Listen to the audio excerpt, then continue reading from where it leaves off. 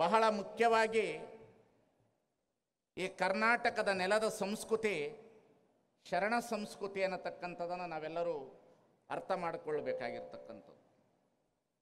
ಈ ನೆಲದ ಸಂಸ್ಕೃತಿಯನ್ನು ಎಲ್ಲೋ ಒಂದು ಕಡೆ 1000 ವರ್ಷದ ಹಿಂದೆ ವಚನ ಸಾಹಿತ್ಯವನ್ನು ಪಟ್ಟಭದ್ರ ಹಿತಾಸಕ್ತಿಗಳು ಜಾತಿವಾದಿಗಳು ಸುಟ್ಟು ಹಾಕಿ ಉಳಿದಿರ್ತಕ್ಕಂತಹ ವಚನಗಳನ್ನು ಸಂಗ್ರಹಣೆ ಮಾಡಿ ನಮ್ಮ ಈ ಬದುಕಿಗೆ ಕೊಟ್ಟಂತಹ ಬಹಳ ದೊಡ್ಡ ಹುಡುಕಿ ಕೊಟ್ಟಂತಹ ಡಾಕ್ಟರ್ ವಚನಪಿತ ಹಳಕಟ್ಟಿಯವರನ್ನ ಈ ಸಂದರ್ಭದಲ್ಲಿ ನಾನು ನೆನೆಸ್ಕೊಳ್ಬೇಕಾಗ್ತದೆ.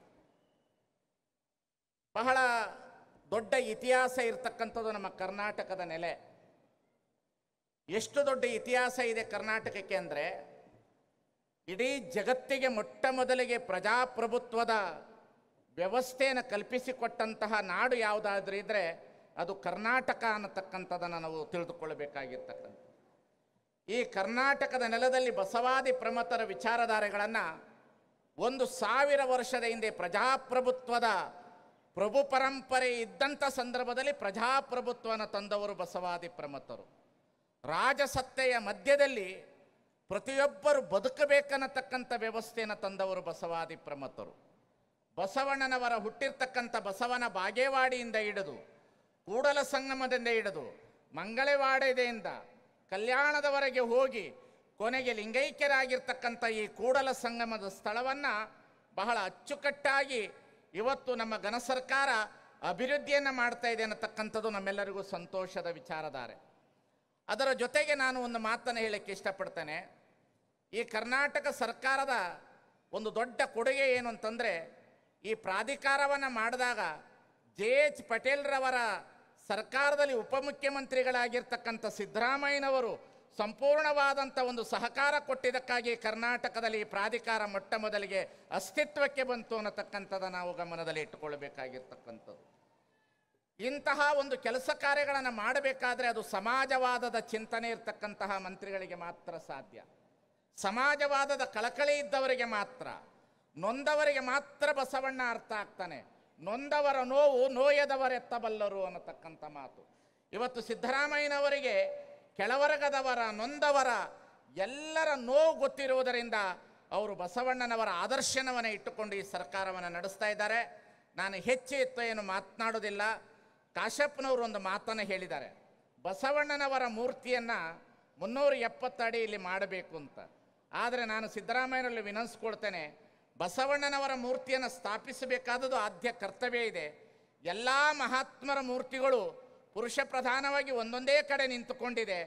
ಆದರೆ ಬಸವಣ್ಣನವರ ಪಕ್ಕದಲ್ಲಿ ನೀಲಾಂಬಿಕೆ ಈ ಬದುಕನ್ನು ಕಟ್ಟಿ ಬೆಳೆಸಿರ್ತಕ್ಕಂಥ ಬಸವಣ್ಣ ಮತ್ತು ನೀಲಾಂಬಿಕೆಯವರ ಇಬ್ಬರ ಮೂರ್ತಿಯನ್ನು ಈ ವೇದಿಕೆಯಲ್ಲಿ ಈ ಕೂಡಲ ಸಂಗಮದಲ್ಲಿ ಸ್ಥಾಪಿತ ಆಗಬೇಕಾಗಿದೆ. ಕಾರಣ ಏನು ಅಂತಂದರೆ, ನೀಲಾಂಬಿಕೆ ಬಹಳ ಅತಿ ಅದ್ಭುತವಾಗಿ ಜೀವನವನ್ನು ಸಾಗಿಸಿದವಳು. ಕಾರಣ ಬಸವಣ್ಣನವರ ಜೊತೆಯಲ್ಲಿ ಸಮಸಮವಾಗಿ ಬದುಕಿದವಳು, ಗೃಹಸ್ಥ ಧರ್ಮವನ್ನು ಶ್ರೇಷ್ಠತೆಯನ್ನು ಇಟ್ಟುಕೊಂಡು ಬಂದಿರತಕ್ಕಂಥವಳು. ಹಾಗಾಗಿ ನೀಲಾಂಬಿಕೆ ಮತ್ತು ಬಸವಣ್ಣನವರ ಐಕ್ಯ ಸ್ಥಳ ಇಲ್ಲೇ ಇರುವುದರಿಂದ, ನಮ್ಮ ತಂಗಡಿಗೆಯವರ ಊರು ಇದೇ ತಂಗಡಿಯಲ್ಲಿ ಇರುವುದರಿಂದ ಆ ನೀಲಾಂಬಿಕೆ ಮತ್ತು ಬಸವಣ್ಣನವರ ಭವ್ಯವಾದಂಥ 2 ಮೂರ್ತಿಗಳು ಈ ಸ್ಥಳದಲ್ಲಿ ಆಗಬೇಕಾದ ಆದ್ಯ ಕರ್ತವ್ಯ ಇದೆ ಅನ್ನತಕ್ಕಂಥದ್ದನ್ನು ನಾವೆಲ್ಲರೂ ಕಂಡುಕೊಳ್ಳಬೇಕಾಗಿರ್ತಕ್ಕಂಥದ್ದು.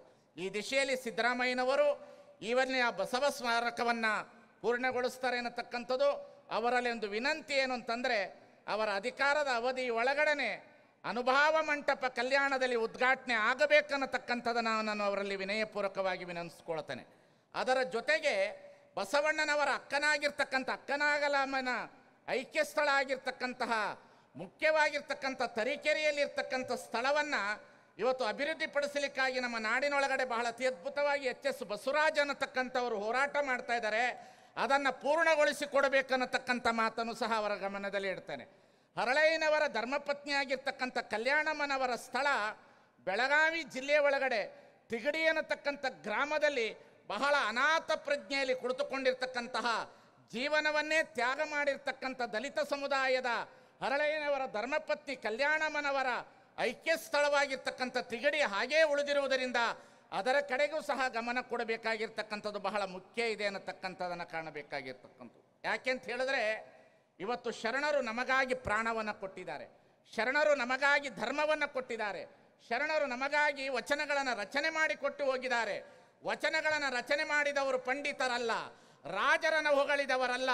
ಈ ಸಮಾಜದೊಳಗಡೆ ಡೋಹಾರ ಕಕ್ಕಯ್ಯ, ಅಂಬಿಗರ ಚೌಡಯ್ಯ, ತುರುಗಾಯಿ ರಾಮಣ್ಣ, ಕುರುಬ ಗೊಲ್ಲಾಳೇಶ್ವರ, ಸೂಳೆ ಸಂಕವ್ವ, ಒಕ್ಕಲಿಗ ಮುದ್ದಣ್ಣ, ಪ್ರಭುದೇವ, ಸಿದ್ಧರಾಮ, ಅಕ್ಕನಾಗಮ್ಮ, ಅಕ್ಕಮ್ಮ, ಹಾಗೆ ಮಹಾದೇವಿ ಅನ್ನತಕ್ಕಂಥವರು ಎಲ್ಲರೂ ಸಹ ಈ ಸಂದರ್ಭದಲ್ಲಿ ಬಹಳ ದೊಡ್ಡ ಪ್ರಮಾಣದಲ್ಲಿ ವಚನ ಸಾಹಿತ್ಯವನ್ನು ಕೊಟ್ಟಿದ್ದಾರೆ. ಒಂದು ತಿಳಿದುಕೊಳ್ಬೇಕು, ಬಹಳ ಮುಖ್ಯವಾಗಿ ನಾನು ಆ ಸರ್ಕಾರ ಈ ಸರ್ಕಾರ ಅನ್ನೋದಿಲ್ಲ, ವಚನ ಸಾಹಿತ್ಯವನ್ನು ಪ್ರಕಟಣೆಗೊಳಿಸಿದ್ದು ಸಹ ಕಾಂಗ್ರೆಸ್ ಸರ್ಕಾರದವರೇ 15 ಸಂಪುಟಗಳನ್ನು ತಂದರು ಅನ್ನತಕ್ಕಂಥದ್ದನ್ನು ನಾನು ಹೇಳಲಿಕ್ಕೆ ಇಷ್ಟಪಡ್ತೇನೆ. ಅದೇ ರೀತಿಯಲ್ಲಿ ಬಸವಣ್ಣನವರನ್ನ ಸಾಂಸ್ಕೃತಿಕ ನಾಯಕ ಅಂತ ಹೇಳಿರ್ತಕ್ಕಂಥದ್ದು ಇದೇ ಸರ್ಕಾರ. ಅದರ ಜೊತೆಗೆ ಬಿಜಾಪುರದ ಅಕ್ಕಮಹಾದೇವಿ ಯೂನಿವರ್ಸಿಟಿಗೆ ಅಕ್ಕಮಹಾದೇವಿ ವಿಶ್ವವಿದ್ಯಾಲಯ ಇಟ್ಟಿರ್ತಕ್ಕಂಥದ್ದು ಇದೇ ಸರ್ಕಾರ. ಇದರ ಜೊತೆಗೆ ಬಸವಣ್ಣನವರನ್ನ ಸಾಂಸ್ಕೃತಿಕ ನಾಯಕ ಅಂತ ಘೋಷಣೆ ಮಾಡಿದ್ದು ಇದೇ ಸರ್ಕಾರ. ಅದರ ಜೊತೆಗೆ ಬಸವಾದಿ ಪ್ರಮಥರ ಭಾವಚಿತ್ರಗಳನ್ನು, ಕೇವಲ ಗರ್ಭಗುಡಿ ಸಂಸ್ಕೃತಿಯಲ್ಲಿ ಇದ್ದಂಥ ಭಾವಚಿತ್ರಗಳನ್ನು ಇಡೀ ಸಮಾಜದವರಗಡೆ ತರಲಿಕ್ಕೆ ಎಲ್ಲ ಕಚೇರಿಗಳಿಗೆ, ಎಲ್ಲ ಶಾಲಾ ಕಾಲೇಜುಗಳಿಗೆ ತಂದಿರತಕ್ಕಂತಹ ಶ್ರೇಯಸ್ಸು ಇದೇ ಸರ್ಕಾರಕ್ಕೆ ದೊರೆಯುತ್ತದೆ ಅನ್ನತಕ್ಕಂಥದ್ದನ್ನು ನಾವು ಕಾಣಬೇಕಾಗಿರ್ತಕ್ಕಂಥದ್ದು. ಈ ದಿಶೆಯ ಒಳಗಡೆ ಈ ಸರ್ಕಾರಕ್ಕೆ ಬಹಳ ಚಿರಋಣಿಯಾಗಿರಬೇಕು ನಾವೆಲ್ಲರೂ. ಯಾಕೆಂತ ಹೇಳಿದ್ರೆ ಬಸವಣ್ಣನವರ ದೀರ್ಘವಾದ ಕೆಲಸ ಕಾರ್ಯಗಳನ್ನು ಮಾಡಿರ್ತಕ್ಕಂಥದ್ದು, ಬಸವಣ್ಣನವರನ್ನ ಬಹಳ ಅತಿ ಅಮೂಲ್ಯವಾಗಿ ಉಳಿಸಿಕೊಂಡು ಬಂದಿರತಕ್ಕಂಥ ಸರ್ಕಾರ ಇದು. ಇಲ್ಲ ಅಂತ ಹೇಳಿದ್ರೆ ಸಂಪ್ರದಾಯವಾದಿಗಳ ಕೈಯಲ್ಲಿ ಬಸವಣ್ಣ ಸಿಲುಕಿ ದೇವಮಾನವನಾಗುವಂಥ ದಿನಮಾನ ಕಾಲದಲ್ಲಿ ದೇವಮಾನವನಾಗುವುದಕ್ಕಿಂತ ಮನುಷ್ಯ ಸಮಾಜದ ಸಮಸಮಾಜಕ್ಕೆ ತಂದು ಬಸವಣ್ಣ ನಿಮ್ಮವನಂತೂ ಒಪ್ಪಿಸುವಂಥ ಕಾರ್ಯವನ್ನು ಈ ಸರ್ಕಾರ ಮಾಡ್ತಾ ಇದೆಯಲ್ಲ, ಜೋರಾಗಿ ಚಪ್ಪಾಳೆಯನ್ನು ತಟ್ಟುವುದರೊಂದಿಗೆ ಸರ್ಕಾರವನ್ನು ನಾವು ಅಭಿನಂದಿಸಬೇಕಾಗ್ತದೆ ಅನ್ನತಕ್ಕಂಥದ್ದು. ಈ ದಿಶೆಯಲ್ಲಿ ಈ ವರ್ಷದ ಈ ಕಾರ್ಯಕ್ರಮ ಬಹಳ ಅಚ್ಚುಕಟ್ಟಾಗಿ ನಡೀಲಿಕ್ಕೆ ಕಾರಣ ನಮ್ಮ ಕನ್ನಡ ಮತ್ತು ಸಂಸ್ಕೃತಿಯ ಸಚಿವರಾಗಿರ್ತಕ್ಕಂಥ ತಂಗಡಿಗೆಯವರು. ನಿನ್ನೆ ಮಾತನಾಡುವಾಗ ಒಂದು ಮಾತನ್ನು ಹೇಳಿದ್ರು, ನನಗೆ ಕನ್ನಡ ಮತ್ತು ಸಂಸ್ಕೃತಿ ಇಲಾಖೆ ಕೊಟ್ಟಾಗ ಬೇಸರ ಇತ್ತು, ನನಗೆ ಕನ್ನಡ ಮತ್ತು ಸಂಸ್ಕೃತಿ ಇಲಾಖೆ ಸಚಿವರನ್ನ ಯಾಕೆ ಮಾಡಿದ್ರು ಮುಖ್ಯಮಂತ್ರಿಯವರು, ಬೇರೆ ಕೊಡಬೇಕಾಗಿತ್ತು ಅನ್ನತಕ್ಕಂಥ ಮಾತನ್ನು ಹೇಳೋದ್ರ ಜೊತೆಗೆ ಅದನ್ನು ನಾನು ಬೇರೆ ಬಯಸಿದ್ರೆ ಈ ಸಾಂಸ್ಕೃತಿಕ ನಾಯಕನ ಜಯಂತಿಯನ್ನು ಮಾಡುವ ಅವಕಾಶ ತಪ್ಪಿಸ್ಕೊಳ್ತಾ ಇದ್ನಲ್ಲ, ಇದರ ಪುಣ್ಯವನ್ನು ಕಲ್ಪಿಸಿಕೊಟ್ಟಂಥ ಸಿದ್ದರಾಮಯ್ಯನವರಿಗೆ ನಾನು ಧನ್ಯವಾದಗಳನ್ನು ಹೇಳ್ತೇನೆ ಅನ್ನತಕ್ಕಂಥ ಮಾತನ್ನು ನೆನ್ನೆ ಹೇಳಿದ್ರು.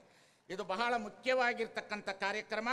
ನಾವು ಒಂದು ತಿಳಿದುಕೊಳ್ಳಬೇಕು, ಈ ದೇಶದಲ್ಲಿ ಹಿಂದೂ, ಮುಸ್ಲಿಮ, ಕ್ರೈಸ್ತ, ಸಿಖ್, ಇಸಾಯಿ, ಲಿಂಗಾಯತ, ಶೈವರು ಎಲ್ಲರೂ ಕೂಡಿ ಬದುಕಬೇಕಾಗಿದೆ. ಇದು ಬಹುತ್ವದ ದೇಶ. ಇದು ಏಕಮೇವ ಅದ್ವಿತೀಯವಾಗಿರ್ತಕ್ಕಂತಹ ಏಕ ಸಂಸ್ಕೃತಿಯ ಒಂದು ಪರಾಕಾಷ್ಠೆಯಲ್ಲಿ ದೇಶವನ್ನು ಕಟ್ಟಲಿಕ್ಕೆ ಹೋದರೆ ದೇಶ ನಾಶವಾಗ್ತದೆ. ಈ ದೇಶ ಜಗತ್ತಿಗೆ ಬಹುಸಂಸ್ಕೃತಿಯ ದೇಶವಾಗಿರುವುದರಿಂದ ಇಡೀ ಕಾಶ್ಮೀರದಿಂದ ಕನ್ಯಾಕುಮಾರಿಯವರೆಗೆ ಯಾರ್ಯಾರಿದ್ದಾರೆ ಎಲ್ಲ ಸಂಸ್ಕೃತಿಯನ್ನು ಉಳಿಸಿಕೊಂಡು ಬದುಕ್ತಕ್ಕಂಥ, ಉಳಿಸಿ ಬೆಳೆಸುವಂಥ ಸರ್ಕಾರಗಳು ಈ ದೇಶಕ್ಕೆ ಬಂದಾಗ ಮಾತ್ರ ಬಹುಸಂಸ್ಕೃತಿಯ ದೇಶವಾಗಿ ಉಳಿತದೆ.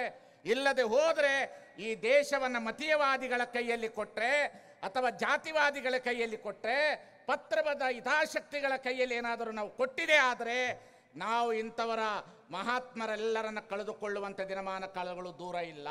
ಅದಕ್ಕಾಗಿ ಬುದ್ಧ ತನುವಾಗಬೇಕು, ಬಸವಣ್ಣ ನಮಗೆ ಪ್ರಾಣವಾಗಬೇಕು, ನಮಗೆಲ್ಲರಿಗೂ ಬಸವಣ್ಣ ಪ್ರಾಣವಾಗಬೇಕು, ಅಂಬೇಡ್ಕರ್ ಅವರು ನಮ್ಮ ಜೀವನಕ್ಕೆ ಭಾವವಾಗಬೇಕನ್ನತಕ್ಕಂಥದ್ದನ್ನು ನಾವು ಅರ್ಥ ಮಾಡಿಕೊಳ್ಬೇಕು. ಹಾಗಾಗಿ ಬುದ್ಧ, ಬಸವ, ಅಂಬೇಡ್ಕರ್ ಅವರ ಒಂದು ಅತಿ ಅದ್ಭುತವಾದಂಥ ಕಲ್ಪನೆಯನ್ನು ಇಟ್ಟುಕೊಂಡು ತಂಗಡಿಗೆಯವರು ಒಂದು ತಿಂಗಳಿಂದ ಈ ಕಾರ್ಯಕ್ರಮನ ಅಚ್ಚುಕಟ್ಟಾಗಿ ನಡೆಸ್ಕೊಂಡು ಬಂದಿದ್ದಾರೆ. ಇಡೀ ಕರ್ನಾಟಕ ರಾಜ್ಯದಾದಂಥ ಟ್ಯಾಬ್ಲೆಗಳನ್ನು ಸಂಚಾರ ಮಾಡಿದ್ದಾರೆ. ಬೆಳಗ್ಗೆ ಬಹಳ ಅತಿ ಅದ್ಭುತವಾದಂತಹ ಕಲಾಮೇಳದೊಂದಿಗೆ ಮೆರವಣಿಗೆಯನ್ನು ಮಾಡಿಸಿದ್ದಾರೆ. ಸುಮಾರು 30,000 ಜನರುಗಳಿಗೆ ಪ್ರಸಾದದ ವ್ಯವಸ್ಥೆಗಳನ್ನು ಮಾಡಿದ್ದಾರೆ. ಬಂದಂಥ ಸ್ವಾಮಿಗಳನ್ನು ಗೌರವಿಸಿದ್ದಾರೆ, ಅತಿಥಿಗಳನ್ನು ಗೌರವಿಸಿದ್ದಾರೆ.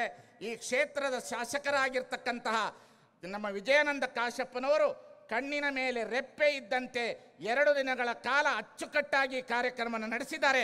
ಅವರಿಗೆ ಜೋರಾದ ಚಪ್ಪಾಳೆ ತಟ್ಟೋದರೊಂದಿಗೆ ಅವರನ್ನು ಸಹ ನಾವು ಗೌರವಿಸೋಣ ಅನ್ನತಕ್ಕಂಥ ಮಾತನ್ನು ಹೇಳ್ತಾ ನಮ್ಮ ಶಿವರಾಜ್ ತಂಗಡಿಯವರಿಗೆ ವಿನಂತಿಸ್ಕೊಳ್ತೇನೆ, ಕನ್ನಡ ಮತ್ತು ಸಂಸ್ಕೃತಿ ಇಲಾಖೆಯಿಂದ ಪುನಃ ವಚನ ಸಾಹಿತ್ಯ ಮುದ್ರಣೆ ಆಗಬೇಕು, 15 ಸಂಪುಟ ಪುನಃ ಹೊರಗೆ ಬರಬೇಕು, ಜನಸಾಮಾನ್ಯರಿಗೆ ಅದು ದೊರಕಬೇಕು.